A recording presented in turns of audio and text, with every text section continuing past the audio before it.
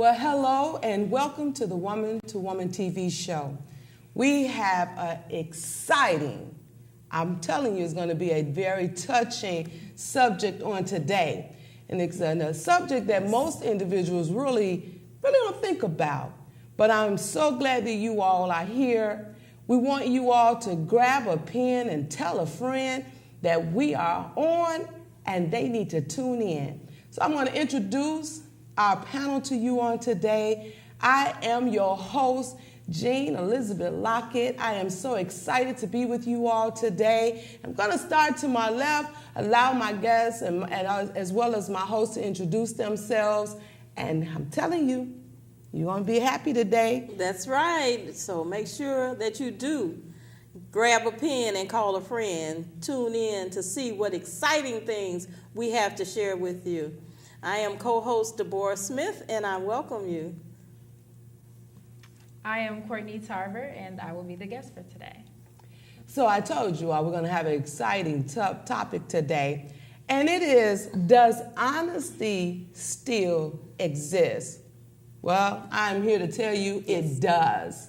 And we are so excited to have Miss Courtney today, and she's going to share with us, because I really have to know, what caused you to do what you've done. And from my understanding, I heard about a month ago, there was a slight accident. It wasn't like a collision or anything, but there was a car that was parked and everything, and you actually hit that car. Is that correct? Yes. So why don't you go ahead on and share with us what happened?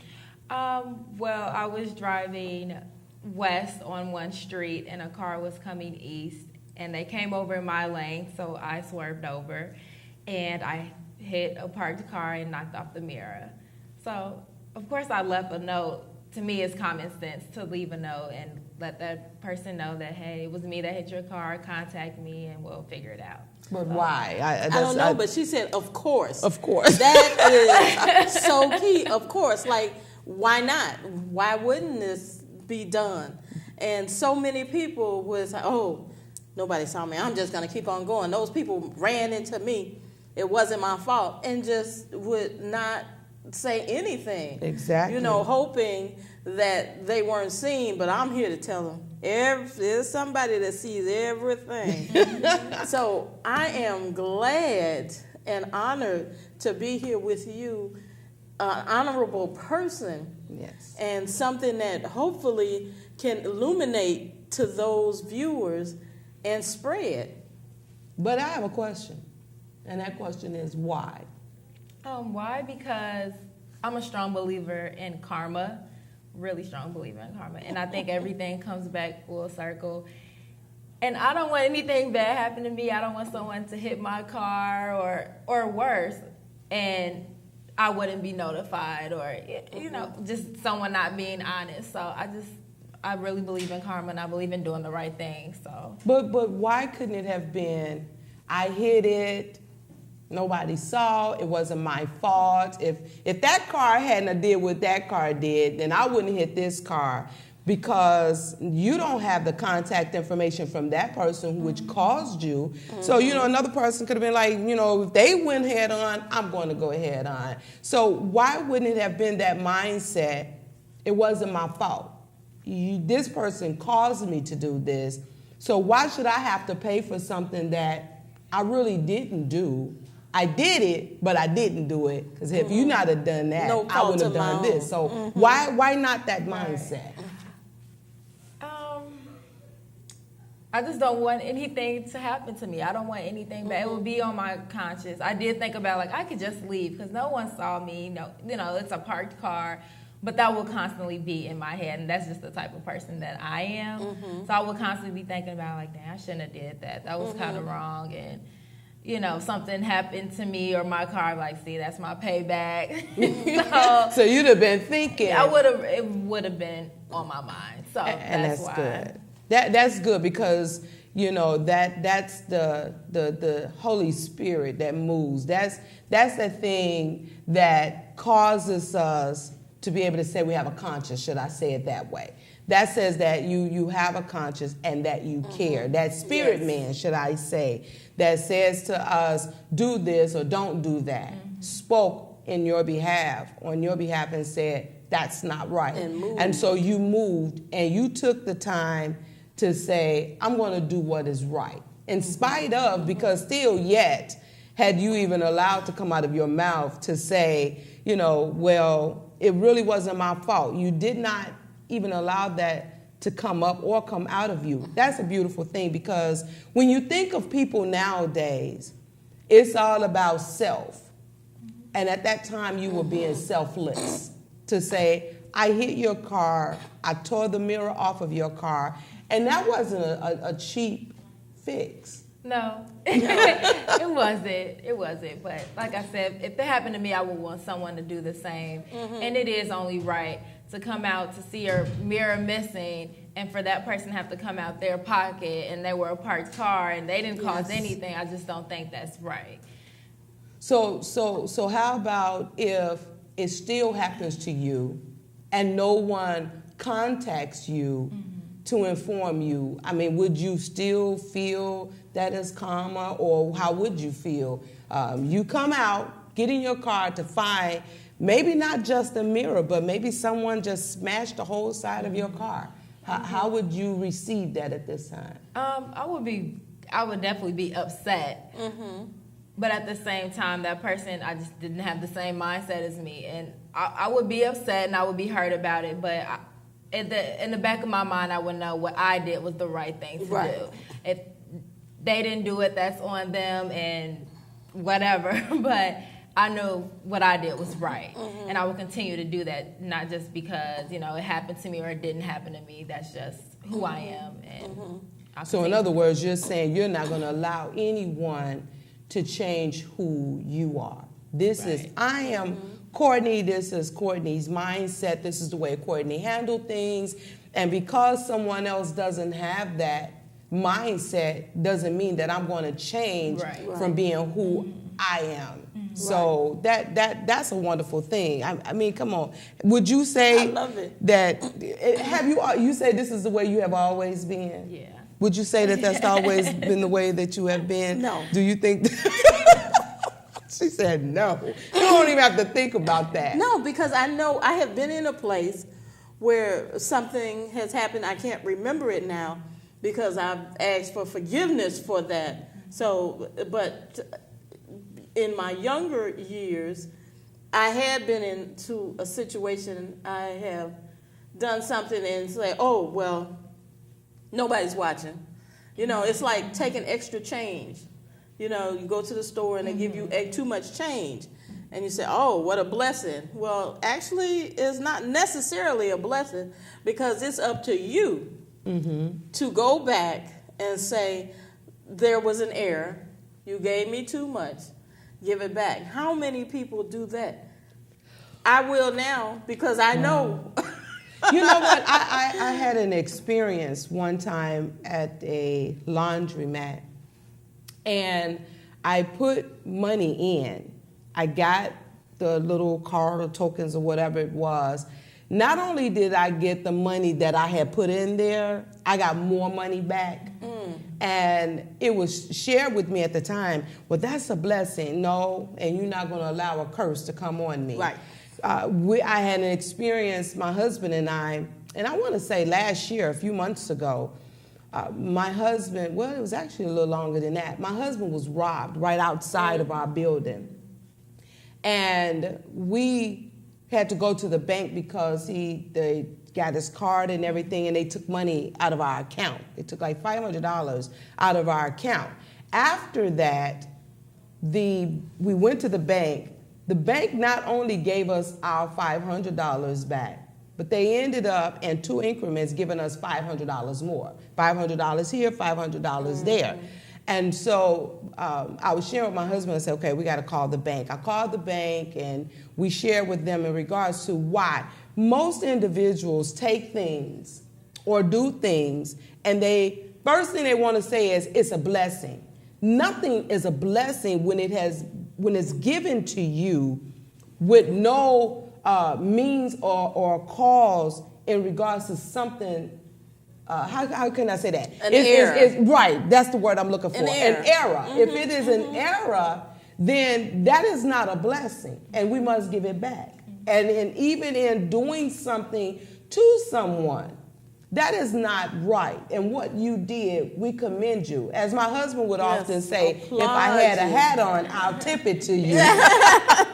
Because that is a beautiful thing. We oftentimes look at things in regards to other people, what they should do to us, but we never take the time to look at what we should do for someone else. That's right. You know, and you even have a very comfortable, and I'm not saying this because of what you did, but just look, when I first saw you and you came into the room, I did not know who you were, but you had a pleasant look about yourself, you know, and I don't know about anybody else, but that is a beautiful thing to know that you could be in the presence of someone and trust them.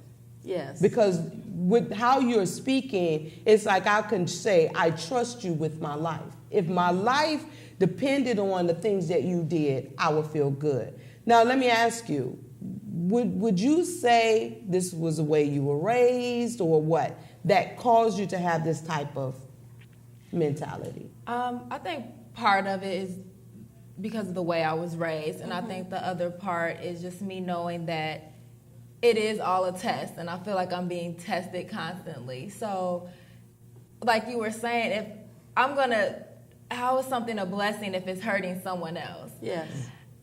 So, yeah, part of it is the way I raised them, part of it is just me and just being myself and being a selfless person, and I like giving, and I do care about people, and I don't want for me to be happy, but me being happy is hurting someone else. That's not right. Can you explain you have the part where you're raised, where we're reared, and people who are taught better do better. But you said that's only a part of it. Can you reveal to us the other part in more detail? Because I know there are so many people in this world who they say, you weren't raised like that. Yet for some reason they turn and they do things out of seeming character, but in actuality, that was their character all along. Can you differentiate and explain what prompted you to have your goals and your makeup, your emotional makeup to be on the straight and narrow, so to speak? I said part of is the way I was raised, and then the other half, I think that life experiences affect, no matter how good you were raised or where you come from, your life experiences as you get older and as you mature, and the company you keep and the environment that you're in, that all affects you, not just your parents or the people who raised you. All of those things affect your lifestyle and affect who you are. So that's why I only say a part of it, because my group of friends and, you know, where I go to my coworkers and all of that affects me. So that all plays a part as well as to who I am. And you would you say that you were raised in a family of affluence, meaning you had whatever you wanted, or you didn't have to work with the link card of food stamps back then? Although you are a young lady. And when you say experience, life experience, you really haven't been on this earth that long to have a lot of life experience as an adult. So, was your family well off, or no? Okay. I'm the oldest of 5. All right. And we do all have the same parents, so we all grew up in the same household. Okay. My parents divorced when I was about 10 or 11. I do have one brother, and he has Down syndrome, so we've definitely seen our struggles. I don't come from money. I've been working for a very long time.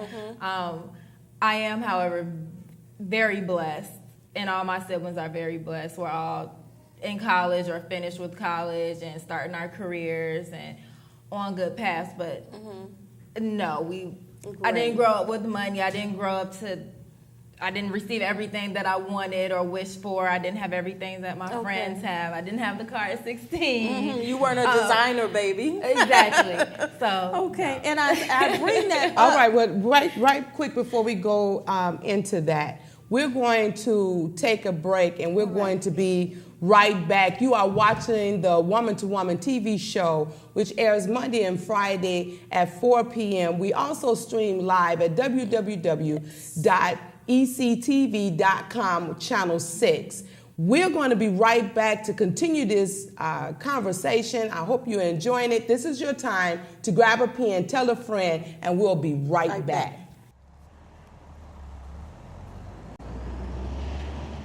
Probably the most important thing for kids growing up today is the love of embracing change.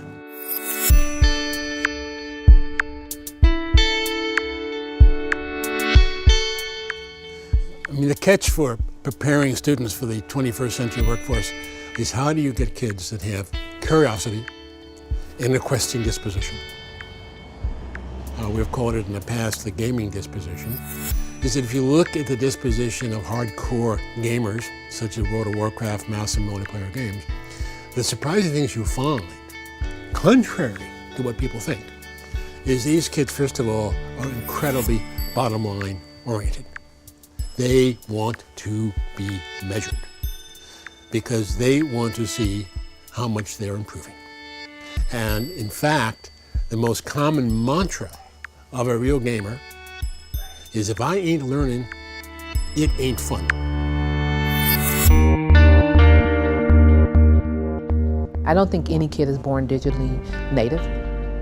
I think kids are born consuming media, but I don't think kids are born producing media. So almost any kid that you look at and you say, oh wow, this is a great user of digital media, you can trace back. There's a parent, there's a program, there's something that inspired them and developed them. Part of the opportunity here is learning the content, which is very much the 20th century idea around education. But in the 21st century, it's learning the tools and the skills of remaking that content and becoming the creator and the producer. We know that the learning outside of school matters tremendously for the learning in school. So a lot of what we're trying to say about kids' informal learning with new media is part of an already existing set of understandings that educators have of the importance of the home environment, for the peer environment, for the community, for learning that happens in schools. The question is, how can we be more active about linking those two together? We just assumed when we opened the school that digital media would be available at all moments. And we have a technology philosophy around bring it out when we need it and put it away when we don't need it. We have a wireless building, the kids use laptops, and the reason we do that is so that we can put them away when it's actually not the best tool for them to be learning with. We find when we talk about 21st century skills, people often reduce them to skills for the workplace and skills involving technology, and we really are thinking about skills for creativity, for civic engagement, for social life, the full range of experiences that young people will be involved in the future. I think for teachers and schools and classroom learning, there's still an incredibly important role to play, which is about giving kids access across the board to a baseline set of standards, literacies, expectations about what they need to participate in contemporary society, to be reflective, and to also take opportunity of the fact that you really have kids and adults in a shared space that's safe, that's sanctioned, that gives kids an opportunity to reflect on things in their everyday life that's not just about them being immersed in it all the time. So I think that there are incredibly important functions for schools. What we're saying by valuing informal learning is not that we should abandon formal learning, but that we should get those working together in a much more coordinated way.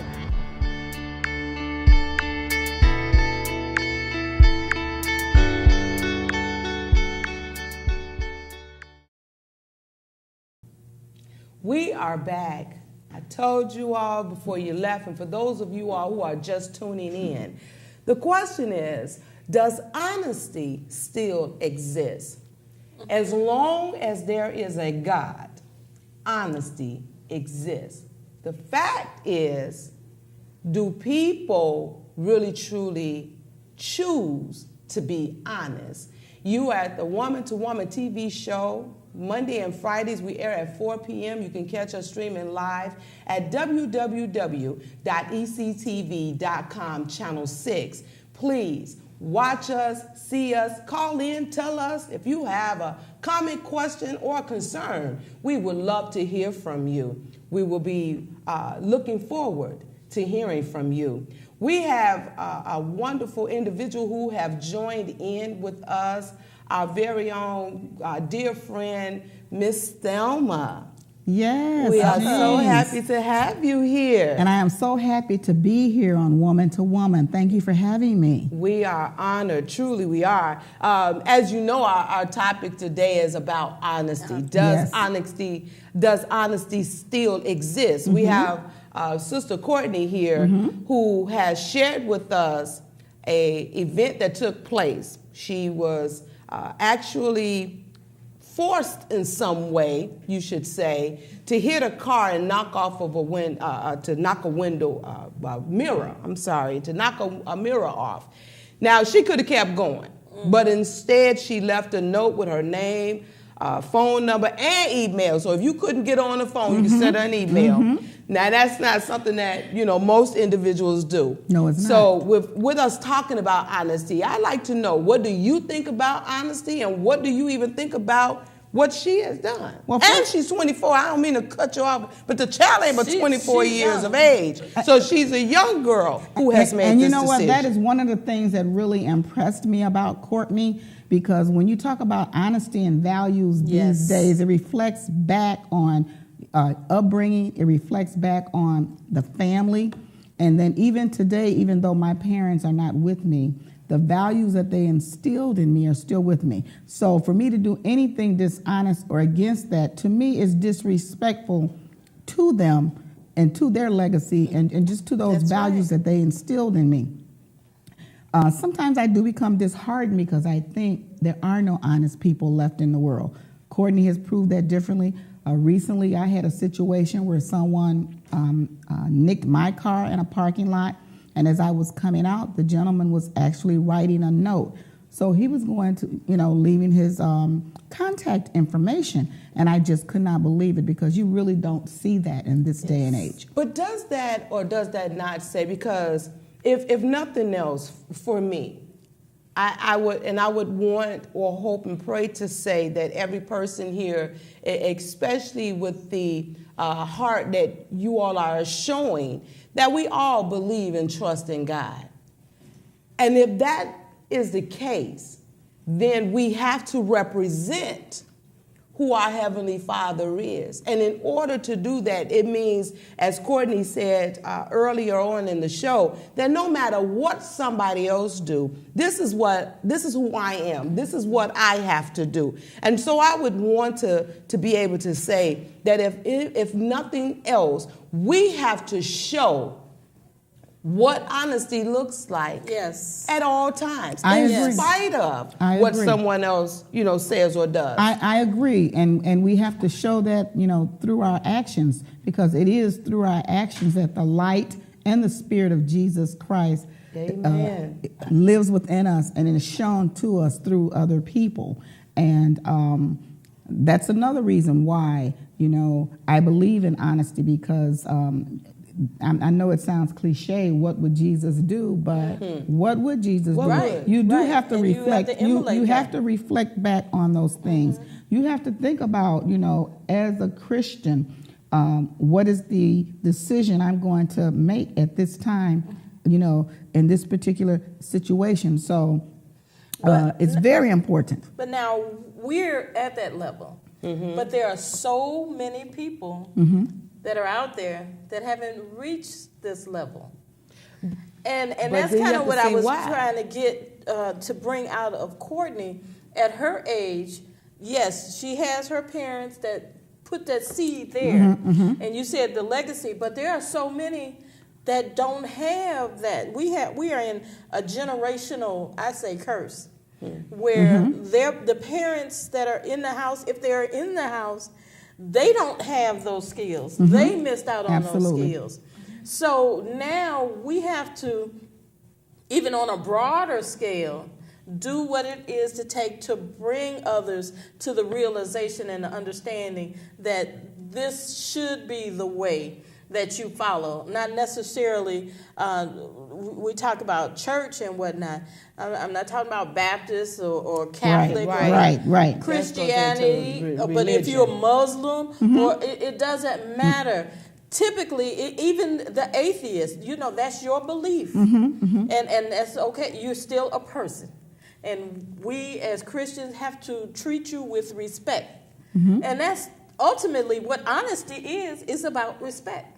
And you know what, Jean, that could be a whole other show for you when you start talking about the church and the fact that there is an entire generation of young people that were not raised in the church or exposed to it. And in my opinion, this is where the church needs to be doing more community church ministering or street ministering, as you will. But that's a whole other different show. Yes. But I agree with you. The gap, somebody has to fill in that gap. We have to. And Courtney, Courtney being a young woman, we're a little older, we're a little more experienced. But Courtney is developing her experience. She's a young professional who is active in the community, and part of her aspirations is about reaching back to those who that we are talking about, those who are lost or confused.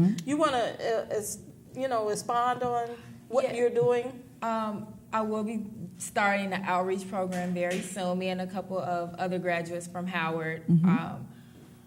Because I believe strongly in the saying, if you knew better, you do better. And I think a lot of young people out there really need people their age to relate to. And I think that's the issue in our community. Like, they don't have anyone there. And I can't even put it on all the parents. To me, that's kind of, I do understand it, but it's an excuse. As you get older, you know right from wrong. So you can't always put it on, my parents weren't there, and you're older now, you know better. But I think a lot of people are really hoping and praying and wishing for someone around their age they can relate to, and they can confide in. Because the language is a little different, I must admit. Well, a lot of things are a little different, and we're getting ready to come to a point of close here. And I would like for each person to kind of like shortly, quickly, but straight to the point, be able to give something in regards to our audience when it comes down to audience. And we're going to start with you, Ms. Thelma. Okay, I just say when it comes down to honesty, just respect each other as you want to be respected. Amen. That's right. And I respond on that. Respect yourself first, and everything else will just follow. I would like to say, just remember that everything is a test, and you will always be tested, so just do the right thing. And as you all have had the opportunity of listening, you have various ages here. And what is that saying? That's saying no matter how old you are, honesty can lie within. And when we start talking about being true, I mean, even as it had been said, treating someone the way that you want to be treated, in spite of what someone does, whether it's good, bad, happy, or sad. I love how my husband says, my brother-in-law used to say that, no matter what, it's about you. And if we come together as a whole, then we can start showing individuals and allowing the positive to trickle down instead of the negative. You have heard that here at the Woman to Woman TV show. Does honesty still exist? Yes, it does. And we truly, truly want to make sure that we're pouring in. Please tune in to the Woman to Woman TV show here where you can catch it at ECTV. www.ectv.com, Channel 6, 4 p.m. Mondays and Fridays. Please give us a call and let us know in regards to how you feel. Maybe it's a topic you would like to hear us talk about. We're more than honored to do that. We are here for you. We love you. God bless you. We'll see you soon. Tune in again to Woman TV show. Talk to you soon. Yeah.